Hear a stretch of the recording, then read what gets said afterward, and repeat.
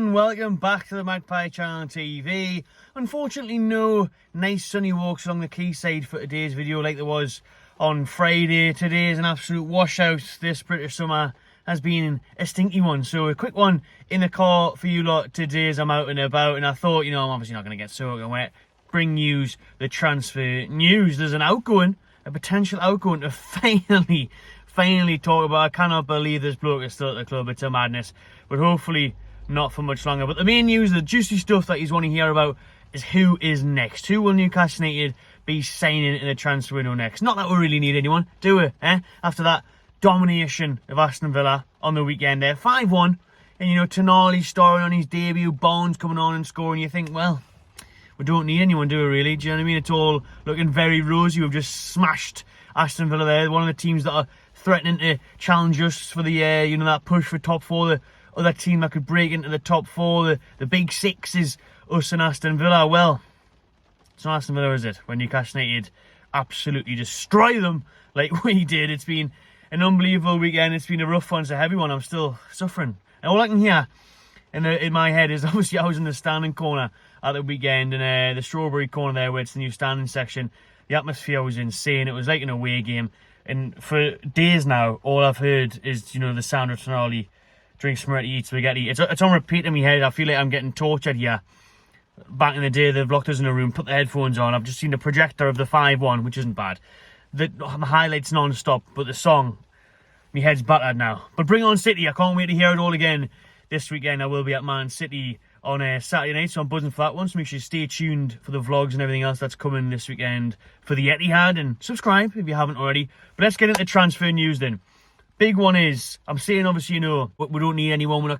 Look at this performance. We do still need someone. We need, I would say maybe two, but Eddie Howe has said we will get one. After the Aston Villa game in his post-match press conference, he did say that we're after one more signing. And obviously, this is a great start of the season. We're only one game in, but we are top of the league.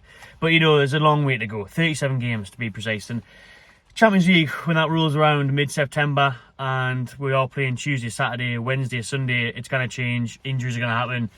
These things, inevitable. So, we do need another signing or two. And the one that we will definitely get, by the looks of it, is a left-back. Now, a left-back has been a long-term position that Eddie Howe and Dan Ashworth have really wanted to strengthen at Newcastle United. Yes, Dan Burn did a fantastic job last season fitting in there. However, we've seen already, I think we've seen at Villa, he got caught out a couple of times by the pace of Diaby, and imagine that on Champions League nights, and imagine it, everyone's going to target. I think if you're an away manager now, and you come to St James's Park, or when you go to their place, whatever, they'll be looking at the left back. I mean, Pep Guardiola this week will be constantly saying whoever plays on that right-hand side, there's many options for them to say, get it down in. Because we know Trippier's solid, the defence is pretty solid, the centre-backs obviously, midfield, strikers, everything's looking rosy. Left-back is literally, when you look at Newcastle starting 11, it's a weakness. It is, and I'm a big fan of Big Dan Burn. I am, he's done an amazing job, but he's not an out-and-out left-back. And an attacker with pace and skill can really cause him and Newcastle problems. So for me, you look at it, left-back is an area we need to strengthen. Matty Target hasn't quite lived up to the expectations we hoped after making that loan move permanent a couple of years back now, and that is our one weakness now for me when I look at our starting 11. So what are Newcastle United going to do about it? Well, due to FFP constraints, we can't unfortunately go out and just spend 30, 40, 50 million on a left back to come in and be our new starting position there. So what we need to do is be creative, like Eddie Howe said in his pre-match press conference last week. So to do that, we're looking at the loan market. And the two players that have been eyed up for a loan move to the Toon is Arsenal's Kieran Tierney and Chelsea's Marc Cucurella. Them two are the options. Those are the two that we have identified as potential new left-backs. The Telegraph are reporting today, and it has been on Sky Sports News now as well,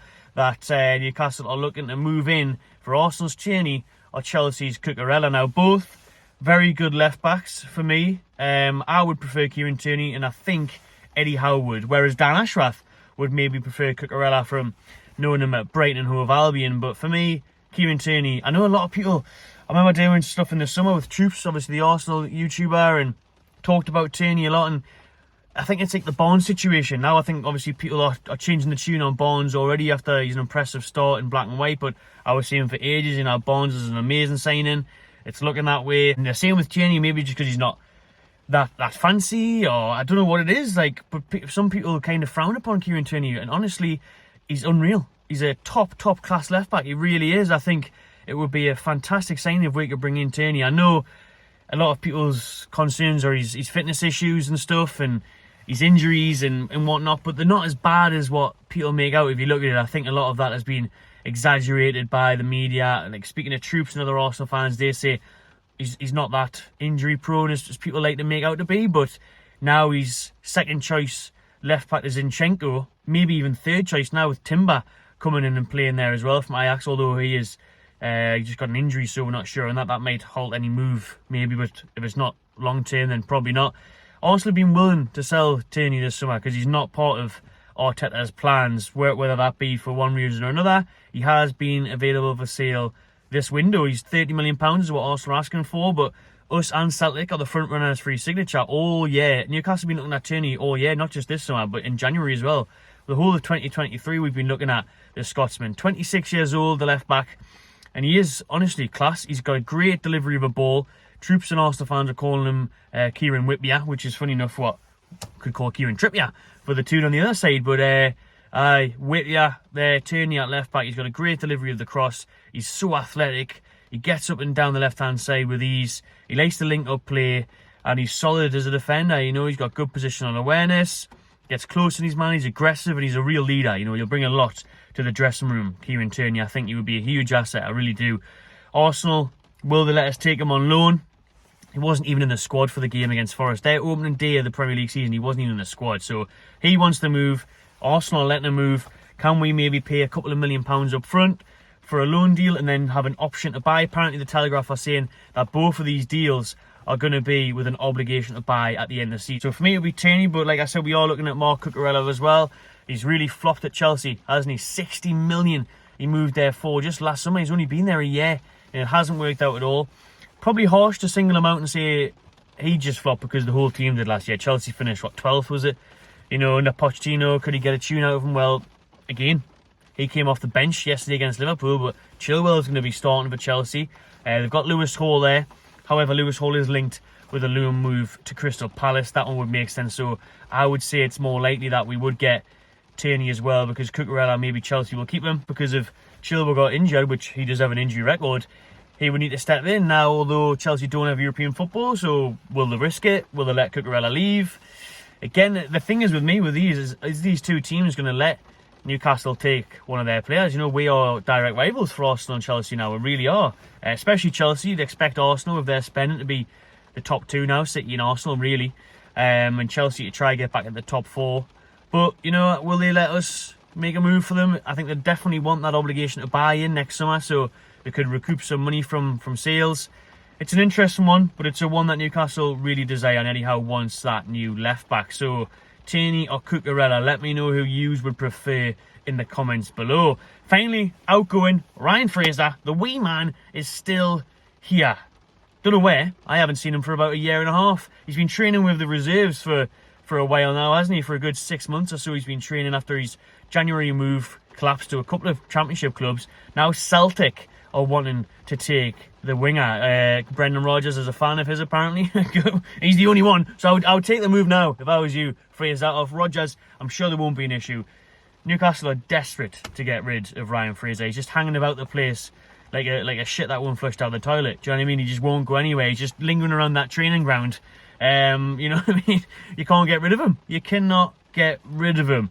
So he's there, still training with the under-21s, just robbing a living, really, isn't he? Now he's on, what, 40-50 grand a week. We must shift him this summer alongside the Jeff Hendricks, the Isaac Haydens.